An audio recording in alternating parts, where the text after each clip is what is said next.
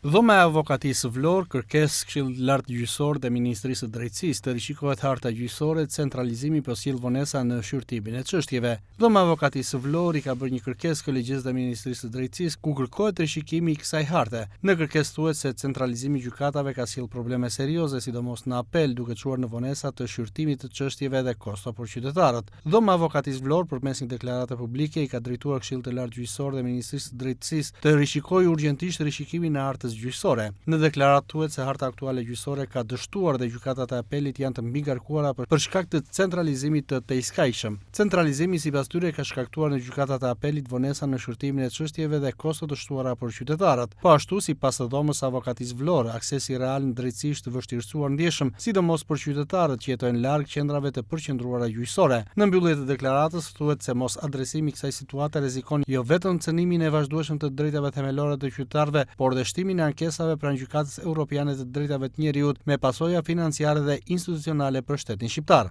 Zbatimi i hartës së re gjyqësore, thuhet në këtë deklaratë, ndonse i mbështetur në objektiva reformuese, ka prodhuar pasoja që kërkojnë një rishikim të menjëhershëm dhe realist, bazuar në tregues konkret funksional dhe jo vetëm në kritere teorike apo administrative. Centralizimi i gjykimeve të apelit ka rritur ndjeshëm distancën gjeografike, kostot për palët, si dhe ka përqendruar në mënyrë jo proporcionale një numër të lartë çështjesh në pak struktura gjyqësore, duke cënuar parimin e aksesit efektiv në drejtësi. Duke patur parasysh se sipas kushtetues dhe legjislacionit në fuqi, Këshilli i Lartë Gjyqësor është organi kushtetues kompetent për organizimin dhe funksionimin e sistemit gjyqësor. Vlerësojmë se edhe Ministria e Drejtësisë në rolin e saj të rëndësishëm në hartimin dhe orientimin e politikave publike në fushën e drejtësisë duhet të ndërmarrë një nismë institucionale për të rekomanduar pranë Këshillit të Lartë Gjyqësor rishikimin e hartës gjyqësore, veçanërisht në nivel apeli. Mosdrejtësimi i kësaj situate rrezikon jo vetëm cënimin e vazhdueshëm të drejtave themelore të qytetarëve, por dhe shtimin e ankesave pranë Gjykatës Evropiane të Drejtave të Njerëzit me pasoja financiare në shtetin shqiptar, duke shprehur besimin se ky shqetësim do të trajtohet me seriozitet dhe përgjegjësinë që kërkon